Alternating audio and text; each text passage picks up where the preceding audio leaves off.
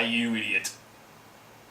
I don't want to unload this thing.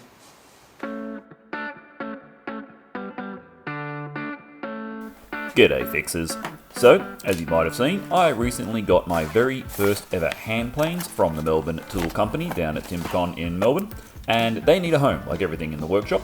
This isn't really going to be a how to build a plane tool because it's kind of unique to my situation, and I am not doing it off the plans. I am doing it completely made up on the spot, mostly because I want to practice using these hand planes. I will point out straight away, I have not yet sharpened them. I have the kit, just haven't got around to breaking it out and teaching myself that skill.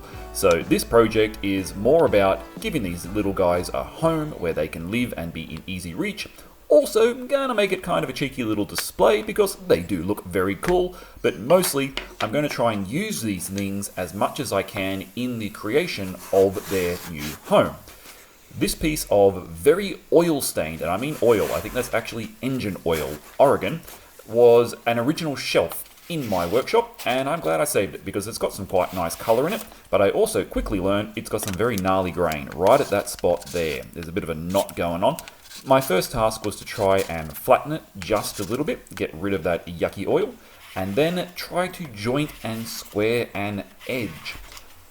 Here's my first attempt, and you'll see I've favoured my right hand, my dominant hand, which is probably going to be fairly normal, and this incredibly awkward angle of me leaning over the table so I could get the light and cool plane shot, nonetheless did result in me getting that at 90 degrees, blocking out the light nicely. So here's my little panel. The two lighter coloured bits are just some pallet wood off the side, and now I'm going to thickness. I once saw Cuffy do this for an entire workbench. In my little 15-minute experiment here, trying to get this tiny panel down to the same thickness, I don't know how the man did it. Genius, that fella. I'm not going to pretend that this is perfectly flat, but it's flat enough for purpose.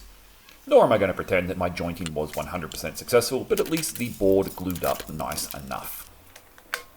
It was slightly cupped, but hey, this is all about learning. You'd also think that, having used a jigsaw for 3 or 4 years, I'd learned to put the proper blade in there so it doesn't smoke and burn up like a mofo. But I had the straight cut blade in, doesn't matter, this is all going to be cleaned up on my beautiful little spindle sander. AKA a drum in my drill chuck clamped to the bench. Don't laugh, it works.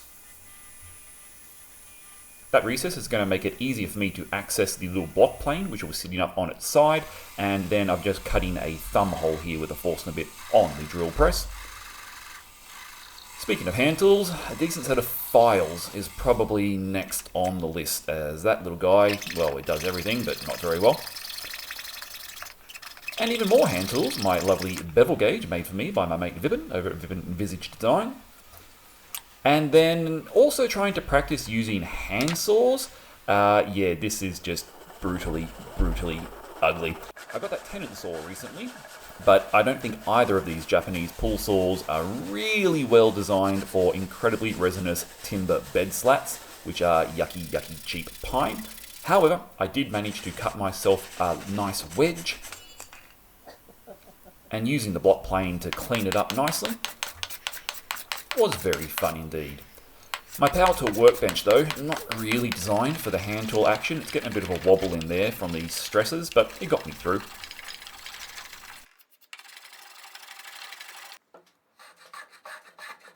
Adding a nice little chamfer to the edge of my display wedge that the number 5 will sit on. And there's your after and your before in my right hand. From the cutting, it was very successful. Came out beautifully smooth and hid some of my dodgy chop work. With all the pieces now cut, that's how my frame is going to look. This was an exercise in practicing to use hand planes, not an exercise in practicing any joinery. So, butt joints with screws and glues it is. This is going to move over time, obviously, and the way that I'm going to screw the back on is not fantastic. However, I can always clean it up a little bit later on. I wanted this to be a fairly quick workshop project after all, so just banging a few clamps on and screwing in at either end was going to be the easiest way to do this. Cheeky check square. Screw in my display block from underneath. And screw in the little shelf for the block plane from the top. Joinery can come later.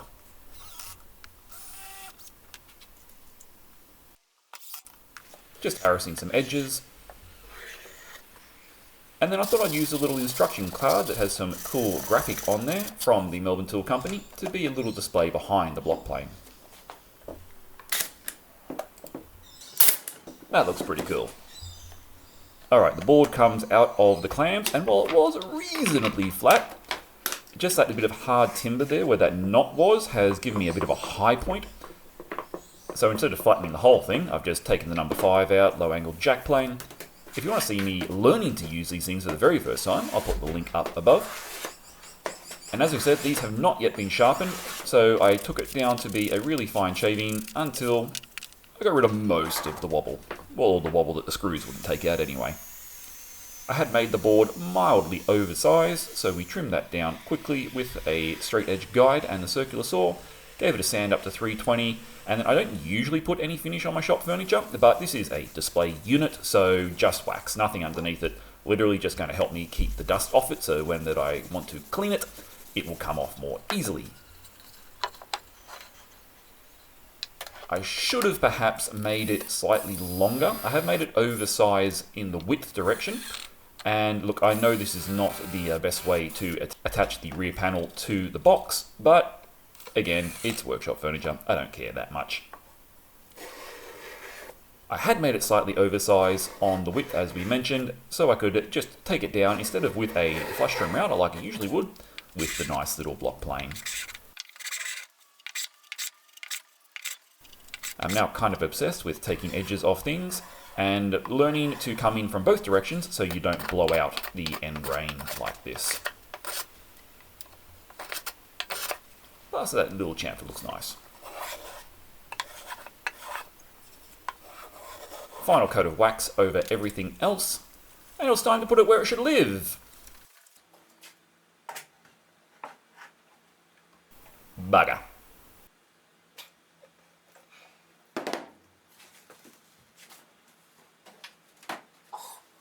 It ain't light. That alone weighs a ton. Ah, you idiot. I don't want to unload this thing.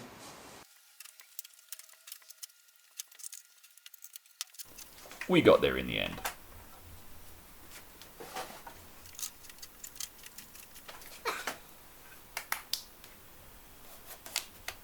However, there was a little bit of play in the display unit, which I wanted to eliminate.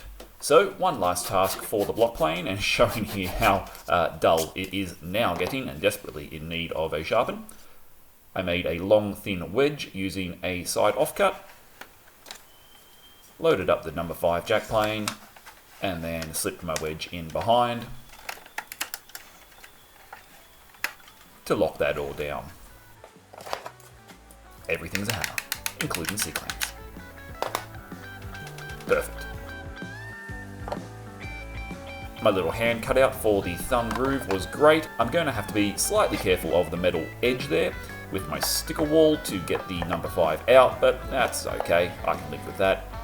Overall, I'm very happy with my little till, and it gives my tools a home. That's one of the rules here. I don't get new tools until all the old ones have somewhere to live, and now that these guys are happily settled into their display case, I can work on my sharpening gear. That's next. Catch you soon. Thanks for tuning in. James out.